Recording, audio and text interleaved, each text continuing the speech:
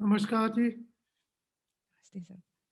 Good morning, everyone, and a very warm welcome to the International Conference on Reimagining Business and Reskilling Workforce for the Emerging Digital Ecosystem, which is being organized by the Jaipuria School of Business under the able guidance of its director, Dr. Jitendra Mishra.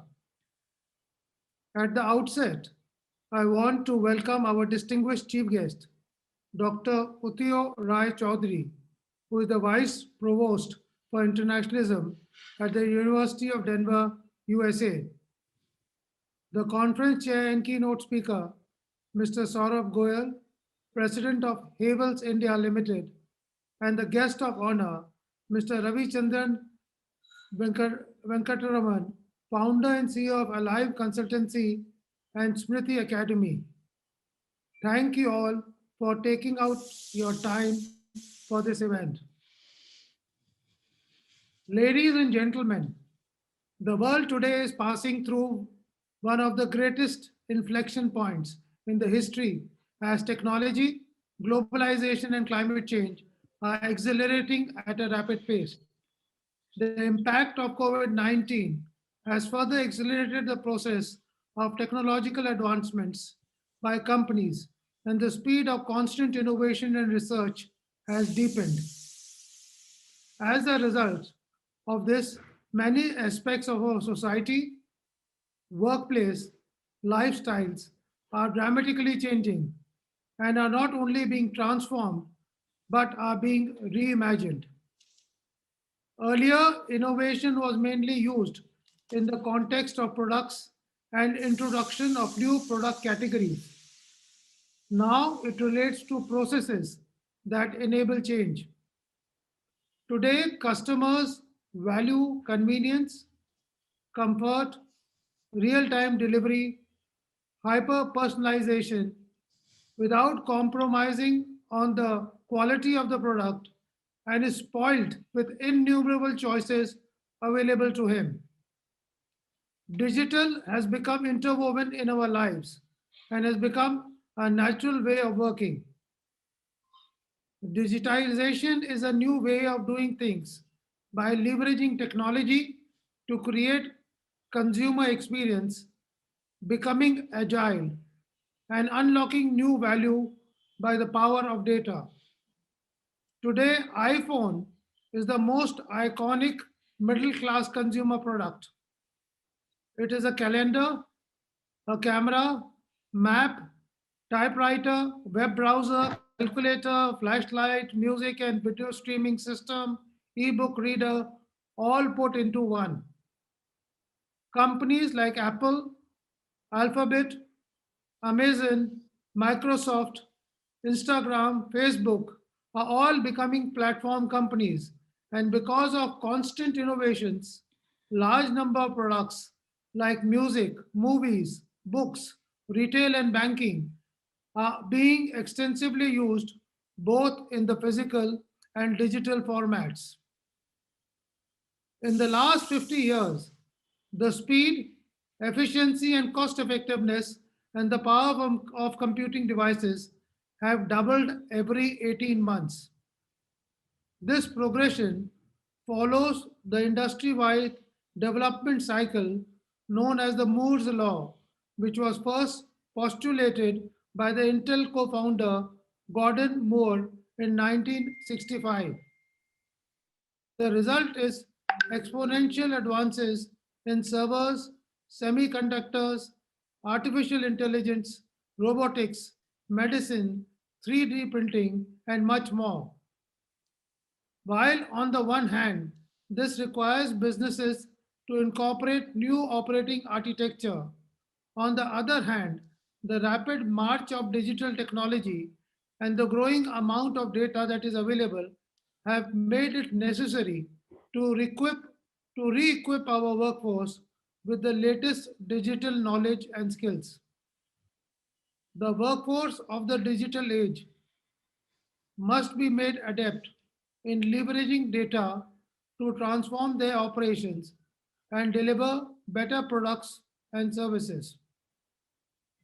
A McKinsey Global Institute published report in 2017 suggesting that 49% of all activities people are paid for globally have potential of being automated. Those jobs which are predictable and programmable will be automated easily. However, as per different school of thought, new technologies will create jobs requiring different skill sets. New jobs in app based taxi hailing services, food ordering apps, logistics, cybersecurity, data analytics, artificial intelligence, machine learning, etc., will be created. According to Deloitte study Upbeat on Technology Job Creator, in Britain between 1992 to 2014, employment in some professions grew leaps and bounds. Nursing, home care, auxiliary and assistance by 900%, teaching and education by 580%, franchising by 200%, welfare, housing, youths and connecting services 180%, core works by 170%. According to the World Bank survey, world will require 115 million healthcare workers based on projections by 2030, and we are seeing the impact because of the COVID-19.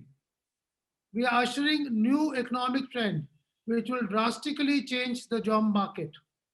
Longer life expectancy will increase spending power of the older generations by 20 trillion US dollars by 2030, which will create jobs in healthcare, home care, leisure, entertainment, and finance.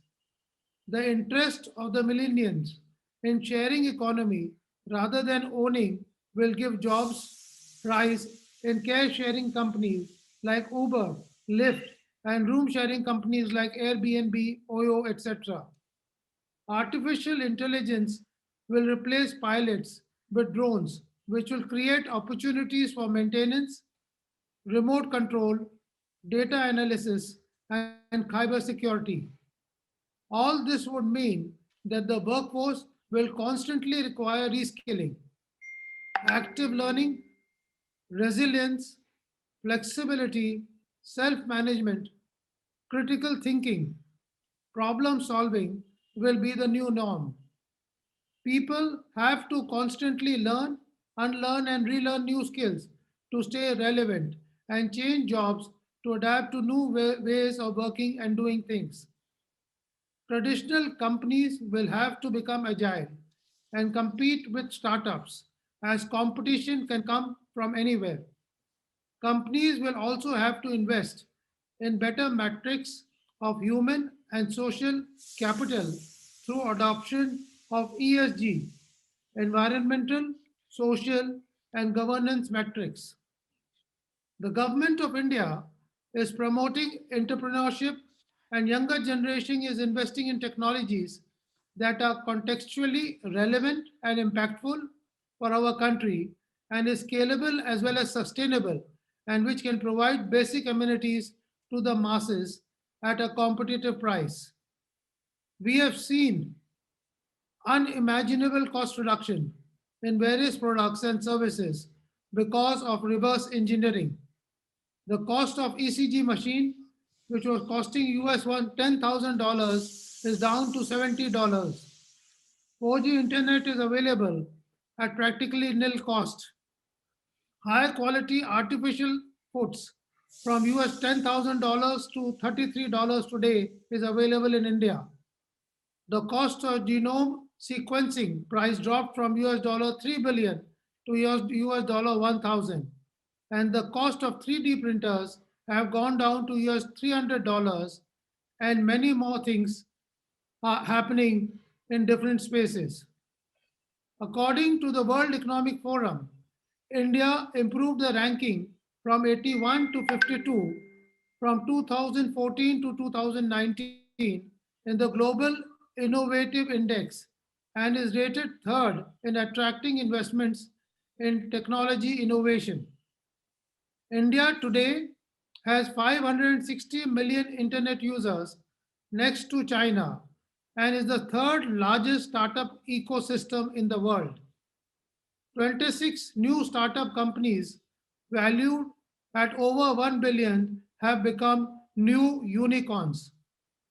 The JAM, Jan Dhan Yojana, Aadhaar, and Mobile are driving positive change in the country, and services and products are being made available to the weaker sections of the society through direct benefit transfer.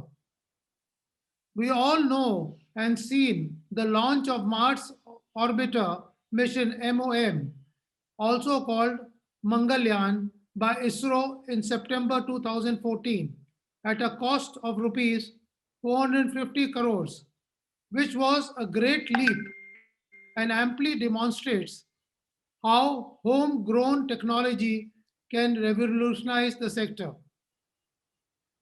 The education sector has already witnessed a severe disruption on account of lockdown and the impact of COVID. While on the one hand, the education sector was already struggling to keep pace with the advancements of technology and reimagining how education could change so that children become more productive and responsible, the current pandemic has come as a severe blow. Access to new learning apps, devices, and connectivities will be paramount to ensure continuity of learning and reduce the gap of learning outcomes. The teachers have to be trained on new digital systems and innovative practices to enhance the joy of learning and engage the students in a constructive manner. New tools of assessments have to be deployed to continuously monitor their performance. The skills required by the students will not be restricted to numeracy and literacy, but premium will be placed on both digital and socio emotional skills. As children will have to work for jobs that do not exist, they have to be more flexible and be prepared for volatile, uncertain, and ubiquitous world. The four C's: creativity, critical thinking, communication, and collaboration will be the main drivers, and education system will have to reimagine how to encourage children to prepare for lifelong learning. In case of higher education, huge opportunities will open up as education companies will be able to provide courses from the best universities to much larger section of the society at relatively very low costs.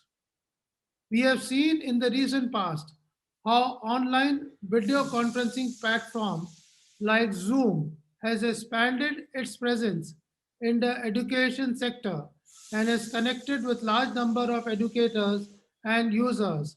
And in a short time, the value of the company has gone beyond, I believe, more than US $120 billion.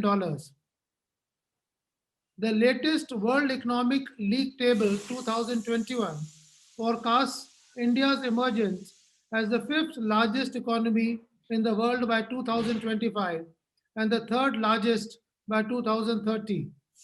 This great surge of India as an economic superpower must be accompanied by a narrowing digital divide.